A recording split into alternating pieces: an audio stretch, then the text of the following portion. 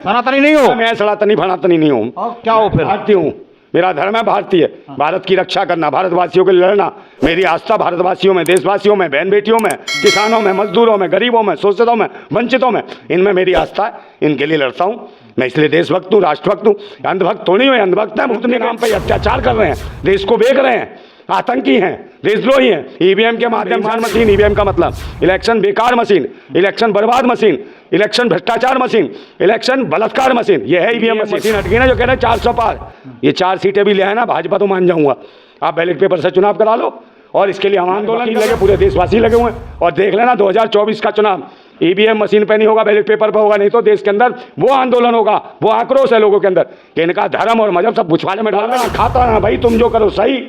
और जो क्रांतिकारी देशभक्त जो आवाज उठाए हक और अधिकार के लिए, वो आतंकवादी, देशद्रोही, उनके ऊपर एनएसए का मुकदमा लगा के राष्ट्रद्रोही बना दो। इनमें कह रहा हूँ वो गुलाम बड़े बुज़दिल हैं जो कहते हैं क्रांति बड़ी मुश्किल है, और क्रांति हर मुश्किल को आसान बना देती है। तानाशाह कितना भी मजबूत हो, उसे खाक में मिला देती है। आपका कौन सा धर्म है?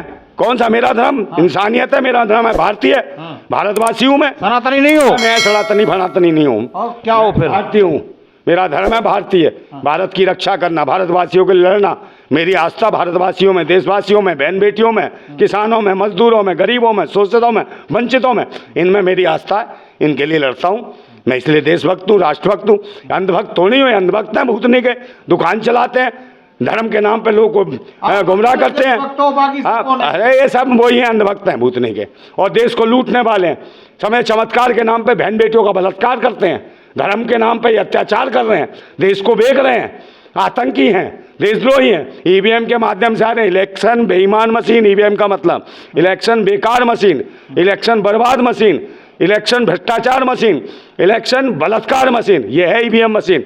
और जब तक रहेगी ईवीएम मशीन, इलेक्शन बेईमान मशीन, तब तक रहेंगे बेकार, कमीन, पाखंडी, ढोंगी और कमीन इस देश के ऊपर। सबसे पहले ईवीएम मशीन हटाओ। ईवीएम मशीन हट गई ना जो कह रहे हैं 400 पार, ये 4 सीटें भी ले आए ना, भाजपा तो मान जाऊंगा। आप बैलेट पेपर से चुनाव करा लो, और इसके लिए हम आंदोलन कर रहे हैं। हमारे वकील लगे, पूरे देशवासी लगे हुए हैं। और देख लेना 2024 का चुनाव ईवीएम मशीन पे नहीं होगा, बैलेट पेपर पे होगा। नहीं तो देश के अंदर वो आंदोलन होगा, वो आक्रोश है लोगों के अंदर कि इनका धर्म और मजहब सब बुछवाड़े में डाल देंगे। देश सिर्फ देशवासियों के शिक्षा, स्वास्थ्य, रोजगार, जो पढ़े लिखे बच्चे हो क्या घंटा बजाएंगे, भीख मांगेंगे कटोरा लेके वहाँ है मंदिर या मस्जिदों के बाहर? तुम लगे रहो मंदिर मस्जिद। और ये जाम मंदिर बनाया, कहाँ बनाया इसने मंदिर? जो बाबरी मस्जिद थी, देश डिजिटल हो रहा है, आप कहाँ? अरे यार पहले जो बाबरी मस्जिद तोड़ी, अरे जो पहले सुनते, कम समय लगता है, फटाफट काउंटिंग हो जाती है। कौन से ईवीएम?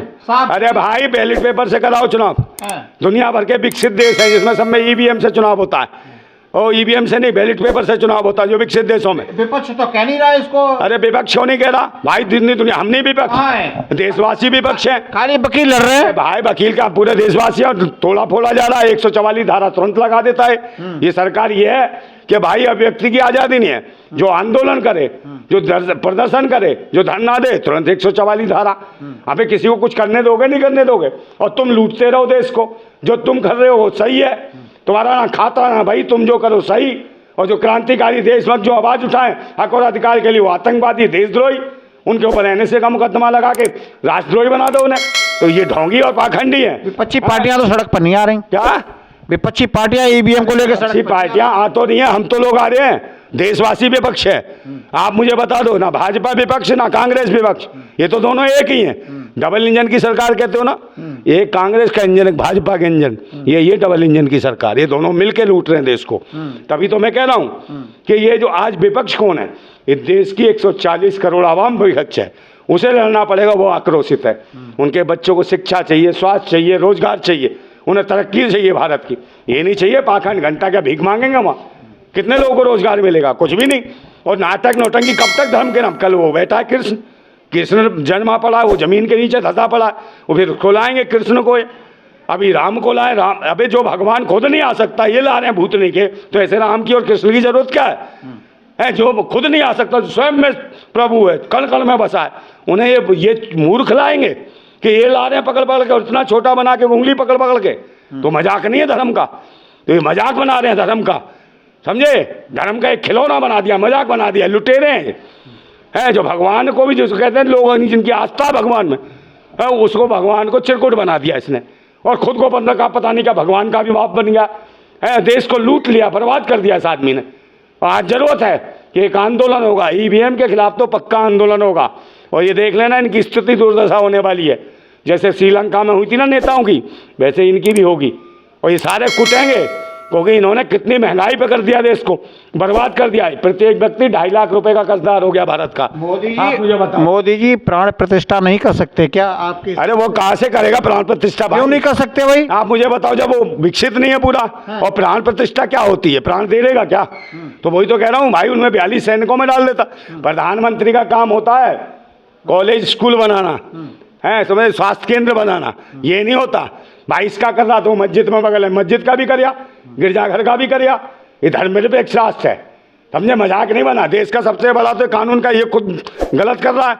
ये प्राण प्रतिष्ठा है भाई, धर्म वाले करेंगे उसके, जिनको जो है, जो बाबा है, संत है, वो करेंगे काम, ये करेगा है। और प्राण प्रतिष्ठा मैंने कहा नहीं कि प्राण ये फूंक देगा, क्या मजाक है, कोई लॉजिक है इसका? पत्थरों में प्राण फूंको और जिंदा बहन बेटियों की इज्जत लूट लो, भूतने वाले उन्हें मार दो, उनका बलात्कार करके जला दो, है मनीषा वाल्मीकि का जला दो, पिंकी लोधी का जला दो, है उधर जब मुहा मारो, उसमें बदायूं मारो, लखीमपुर खीरी में मारो, सागर में मारो लड़कियों को, और ये बनारस हिंदू यूनिवर्सिटी में रेप कर दो। अरे अरे ये प्राण फूंकना अच्छा है तुम्हारा? अभी यही बलात्कार करोगे तुम? ये प्राण फूंकना? ऐसे आतंकी देशद्रोही धर्म की आड़ में बलात्कारी आए हैं, दुष्ट आए हैं। ये तो देश के सबको कैप्चर कर रहे हैं, तानाशाही है, ये आतंक है इनका।